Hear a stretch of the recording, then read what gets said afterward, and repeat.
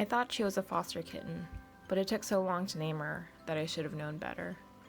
Scooty was one of those kittens where I had more questions than answers. At first she cried a lot because she didn't like being alone, and she didn't eat until we had to talk about it. She needed someone to step in and help her through each hurdle, so after a while, I just got used to keeping an eye on her. Because of that, I caught that she was sick very early, and even though there are no guarantees, we were a family, and I was ready to fight those odds for her. She was Miss Congeniality, and through all the vet visits and traveling and medication, she just had so much love to give. For those months, I stayed up late and got up early to do more research, to check on her and make sure she was following her treatment plan. It was all worth it to be able to get the call that she was one of the rare few to make it. But that joy was muted because my city was about to lock down and become the epicenter of the pandemic. I had spent so much energy as a caretaker that I couldn't get it out of my head that I could and should do something. So I pulled out my 15-year-old sewing machine, cut up some aprons, and started sewing. Everyone was afraid. I was home and safe, and Scooty was alive, so I needed to channel that good fortune back out into the world, and I did it by sewing masks. I didn't expect that I would call on my retired parents to help me, or that I would move in with them, or that we would take over 3 rooms of their house with our production.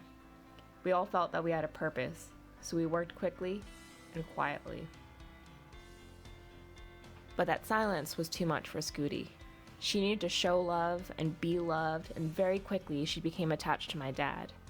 She needed to be there when he woke up, when he worked, and to investigate everything he touched. Most days, I caught him carrying her around. He had never had a cat before, and he thought that if he took her around the house and dropped her in another room, she wouldn't come back to him. She always did. So my very quiet father began to open up to Miss Congeniality. And the funny thing is that he treated her the same way that he treated his 4 kids. He didn't know any better, and it brought back so many memories for me. We got her a harness, and she watched him work on his golf swing, and he helped her find ants to track. My quiet dad had made a friend, and she made him laugh. She brought a lightness to our days, one we didn't know that we needed. My father and I were never really talkers, and we're so similar that there was no way to break the ice. Scooty did it for us. He couldn't pronounce her name. He called her Scoochie, so now I do too. Scoochie gave us a starting point to our conversation. She usually did something to make us laugh, whether she stole his sewing supplies or rolled all over any new fabric.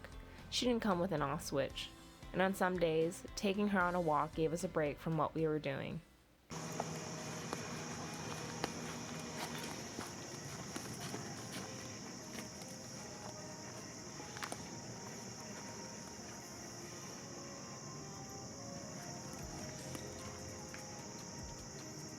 What we were doing was trying to send love into the world, one mask at a time. Over 8,000 masks and counting have gone out of our hands and into the world. They're Scoochie's masks.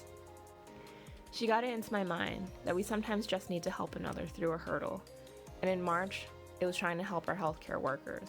In April, my parents joined in to help.